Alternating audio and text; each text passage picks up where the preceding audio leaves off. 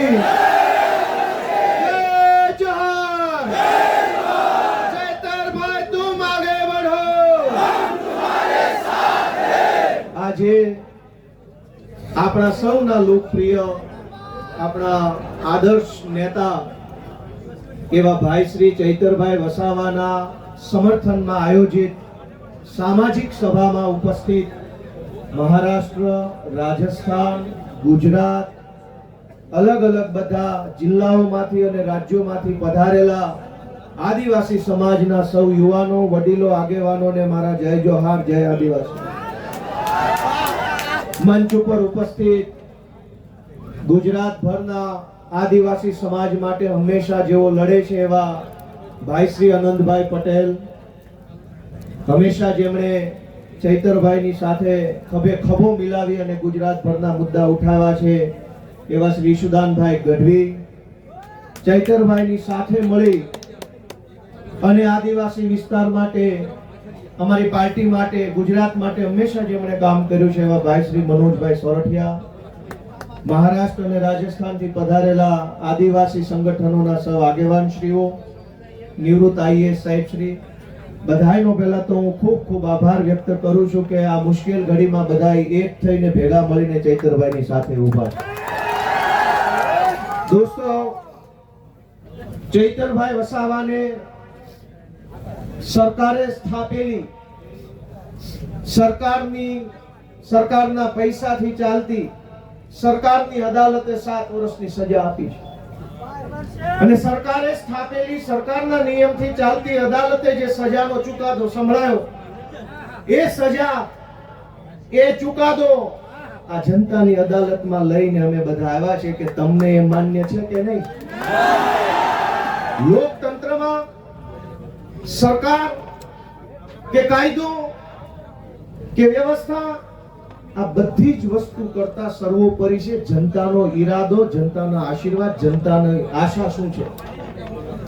સરકારની police station, સરકારના સરકારી વકીલ, સરકારની ફોરેન્સિક લેબોરેટરીઓ, સરકારનો ફરિયાદી, સરકારની તપાસ, સરકારનો દલીલ, સરકારનું બધું જ, પણ જનતાની અદાલતમાં સરકારનું ના ચાલે। આ જનતાની અદાલત ભેગી થઈ છે, આ આદિવાસી સમાજની અદાલત છે। ચૈતરભાઈને સરકારની અદાલતે અને સરકારે ભેગા મળીને જે કાંઈ ન્યાય અન્યાય કર્યો એનો સાચો ન્યાય આદિવાસી સમાજની અદાલતમાં થવાનો છે અને નિર્ણય આજે અહીંથી આપણે કરીને જવાનો। દોસ્તો, સરકાર એમ કહે છે કે ચૈતર વસાવાને 7 વર્ષની સજા, આ જનતાની અદાલતના કરોડો ન્યાયાધીશો તમે અહીંયા ઊભા છો, તમે કહો તમે શું સજા કરશો ભાજપને? જો ભાજપની સરકાર ચૈતર વસાવાને 7 વર્ષની સજા કરે તો આ આદિવાસી સમાજની અદાલતમાં ભાજપને 70 વર્ષની જેલની સજા આપણે કરવાની થાય। આવનારા 70 વર્ષ સુધી ભાજપનું બટન નહીં દબાવવાનું અને એને સજા આપવાનો નિર્ણય આજે આ જનતાની અદાલતમાં થવો જોઈએ। લોકશાહીમાં જનતાથી મોટું હોય કોણ? જનતાથી મોટું કોણ? જનતાથી મોટી પોલીસ નહીં, જનતાથી મોટું જંગલ ખાતું નહીં, જનતાથી મોટા મુખ્યમંત્રી પણ નહીં, સૌથી મોટી જનતા, અને જનતાએ નક્કી કર્યું કે અમારો નેતા ચૈતર વસાવા છે। દોસ્તો, એટલે આ સજા માત્ર ચૈતર વસાવાને નહીં, જનતાને છે આ સજા, કેમ કે જનતાએ નક્કી કર્યું ને અમારો નેતા ચૈતર વસાવા। તો કરોડો લોકોને જે ચૈતર વસાવા ઉપર વિશ્વાસ છે, કરોડો આદિવાસીઓને જે ચૈતર વસાવાની ઉપર આશા છે, એને જેલમાં પૂરવાનો અર્થ એ થયો કે કરોડો લોકોને ભાજપની સરકારે સજા આપી છે કે તમારી પાસેથી તમારો નેતા છીનવી લીધો। અરે ભાઈ સાહેબ, કેટલા વર્ષો પછી ભગવાનના આશીર્વાદથી, પ્રકૃતિના આશીર્વાદથી, વડીલોના આશીર્વાદથી, હજારો વર્ષો પછી એક લડાયક ચૈતર વસાવા જેવો નેતા આપણા ગુજરાતના આદિવાસી સમાજને મળ્યો। અનેક લોકો ધારાસભ્યો બન્યા, સાંસદો બન્યા આદિવાસી સમાજના મત આધારે, પણ આદિવાસી વિસ્તારોમાં ચાલતી નકલી સરકારી કચેરીઓ ઉપર પહેલી વખત બોલ્યું કોણ? ચૈતર વસાવા બોલ્યા। અનેક લોકો આદિવાસી સમાજના મતના આધારે સાંસદો, મંત્રીઓ બન્યા, પણ આદિવાસીઓની જમીન ઉપર વિવિધ કંપનીઓ લાવી આદિવાસીઓને ખદેડવાનું કામ કરતા હતા એની વિરુદ્ધમાં પહેલો મજબૂત અવાજ ઉઠાવ્યો કોણે? ચૈતર વસાવાએ. કેવડિયામાં, તાપીમાં, છોટાઉદેપુરમાં, ડાંગ જિલ્લામાં ચારો તરફ કંપની, થર્મલ પ્રોજેક્ટ, ફલાણો પ્રોજેક્ટ, ઢેકણો પ્રોજેક્ટ. આ તમામ પ્રોજેક્ટના નામે આદિવાસીઓને ઘર વગરના, જમીન વગરના, શિક્ષણ વગરના, આરોગ્યની વ્યવસ્થા વગરના કરવાના ષડયંત્રને રોકવાનું કામ કર્યું કોણે? ચૈતર વસાવાએ કર્યું. અને સરકારના પેટમાં તેલ રેડાયું કે આ ચૈતર વસાવા આદિવાસીઓને કાં આટલો બધો જાગૃત કરે છે? કેમ આદિવાસી યુવાનોને જગાડે છે? કેમ સુતેલ 100 કરોડનો એ અત્યારે ધારાસભ્ય છે? ગુજરાતના તમામ ચોર, લુચ્ચા, લફંગા, લબાડ, તોડબાજ, બળાત્કારી, ભ્રષ્ટાચારી, હંકા ધંધા કરનારા બધા જ લોકો આલિશાન જિંદગી જીવે છે. અને એક મામૂલી ગુનાની અંદર ચૈતર વસાવાને 7 વર્ષની સજા. 7મા ધોરણમાં ભણવામાં આવતું કે દેવડીએ દંડાય છે ચોર મુઠ્ઠી ઝારના ને લાખ ખાંડી લૂંટનારા મહેફિલે મંડાય છે. કરોડોના કૌભાંડ કરનારા લોકો વટથી ફરે છે અને આદિવાસી સમાજ માટે લડનારા ચૈતર વસાવાને જેલમાં પૂર્યા છે. દોસ્તો, મારી તમને એટલી વિનંતી છે કે લડાઈ બહુ લાંબી છે. આજે આપણે બધા અહીંયા ભેગા થયા છીએ. અહીંયા આકલા પડકારા, જુસ્સો, આમ કરી નાખું તેમ કરી નાખું કરીએ છીએ. પણ સાચું આમ અને તેમ કરવાનું ટાણું છે ને મતદાનના દિવસે આવતું હોય છે. લોકશાહી છે આમ તેમ જે કાંઈ, અને નર્મદા જિલ્લાવાળાએ તો આમ તેમ કરીને બતાવી દીધું છે. જો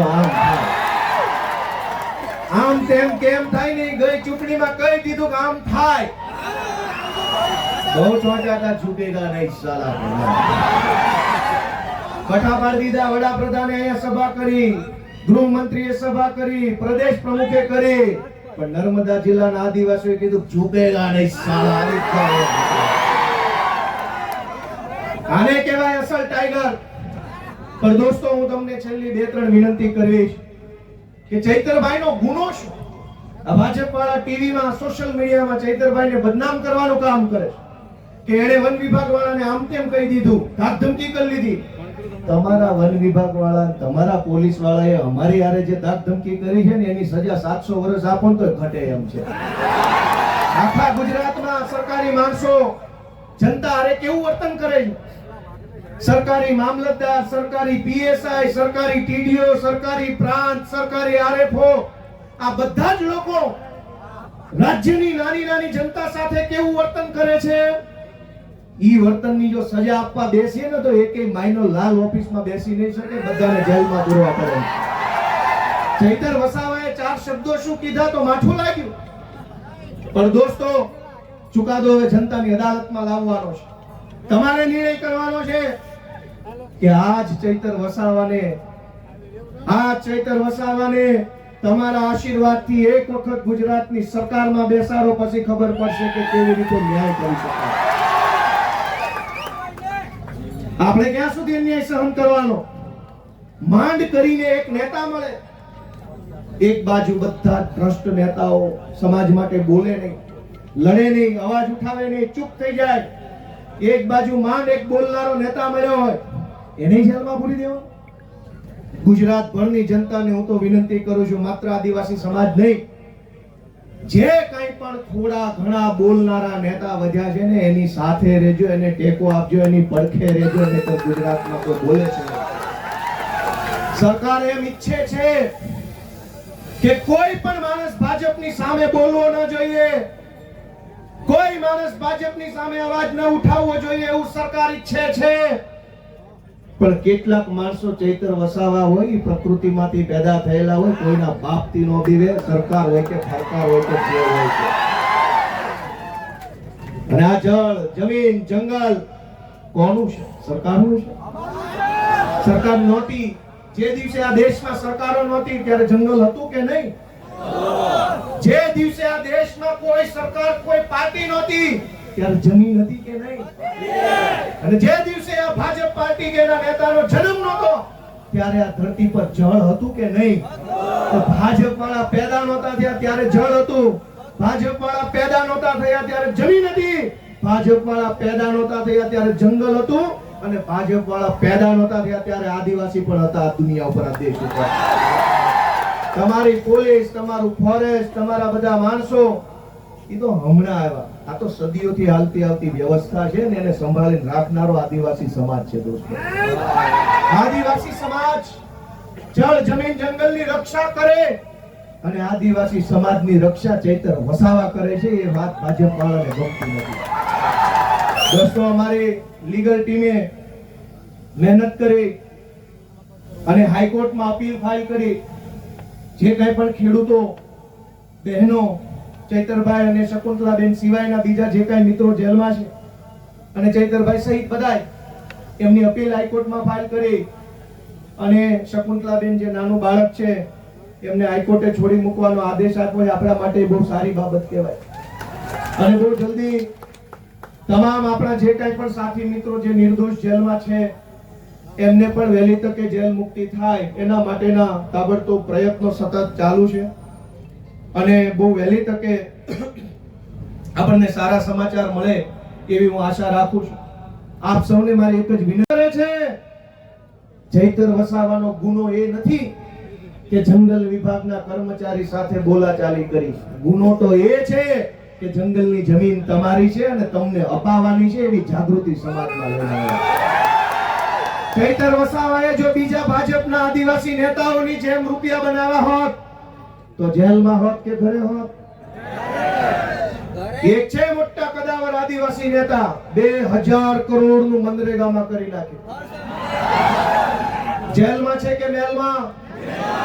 આદિવાસીઓના મત લઈને, આદિવાસી વિસ્તારોની ગ્રાન્ટો ખાઈને 2000 કરોડ રૂપિયાનું બૂચ મારીને જો બેઠા હોત તો મેલમાં હોત.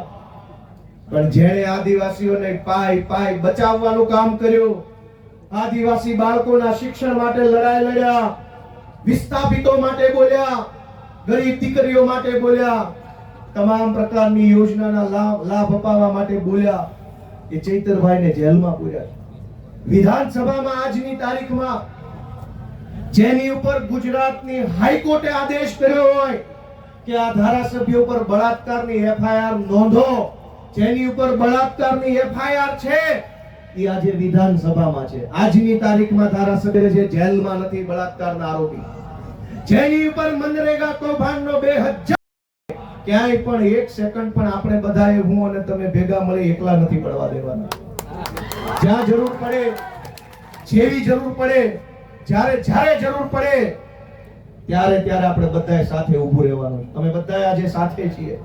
ચૈતરભાઈ સાથે બહુ પારિવારિક સંબંધ છે મારે. આમ તો હું જે કઈ બોલું છું આજે બહુ દુઃખ થાય છે. વિધાનસભામાં ચૈતરભાઈ મારી બાજુમાં બેસે, અમે ખૂબ વાતો કરી, મારી બાજુમાં ઊભા આદિવાસી સમાજના અધિકારો વિશે પૂરી તાકાતથી બોલતા હોય છે અને એટલું સરસ રીતે આમ છાતી કાઢીને સરકારની આંખમાં આંખ નાખીને કહેતા હોય છે કે ભાજપ વાળાને ગમતું નથી. ભાજપ વાળાને એ વાત ગમતી નથી કે એક આદિવાસીનો છોકરો વિધાનસભામાં ઊભા રહીને મંત્રીઓની ફોજ, મુખ્યમંત્રી બેઠા એની સામે આંખમાં આંખ નાખીને બોલે છે કે આ જળ જમીન જંગલ અમારું છે, તમને નહીં ઘૂસવા દઈએ. બીજા પણ આદિવાસી નેતાઓ છે. યસ સર, જી sir, sir ticket sir, please ticket. Sir સમાજને છેતરી જાય, વાંધો નહીં, સમાજને આંખો બંધ કરાવી દઈશ, ઊંઘાડી દઈશ, મને ટિકિટ આપો એટલે હું મારા સમાજને છેતરીને મતલી આવીશ. આનંદભાઈ પણ જોતા હશે. આનંદભાઈ પણ બોલે છે વિધાનસભામાં પૂરી તાકાતથી આદિવાસી સમાજ માટે. એ ચૈતરભાઈની બેની બાજુ બેસે. દોસ્તો, 2-3 માણસ બધ્યા છે. ગમે તેટલી મોટી સરકાર હોય એની સામે પણ આંખમાં આંખ નાખીને બોલવાની હિંમત રાખે છે કે તું જે હોય તે, હું મારા સમાજ માટે બોલવા અહીંયા આવ્યો છું. તું જે હોય તે, સરકાર હોય તો ભલે, રાષ્ટ્રપતિ હોય તો ભલે, ને તું મોટી તોપ હોય તો ભલે.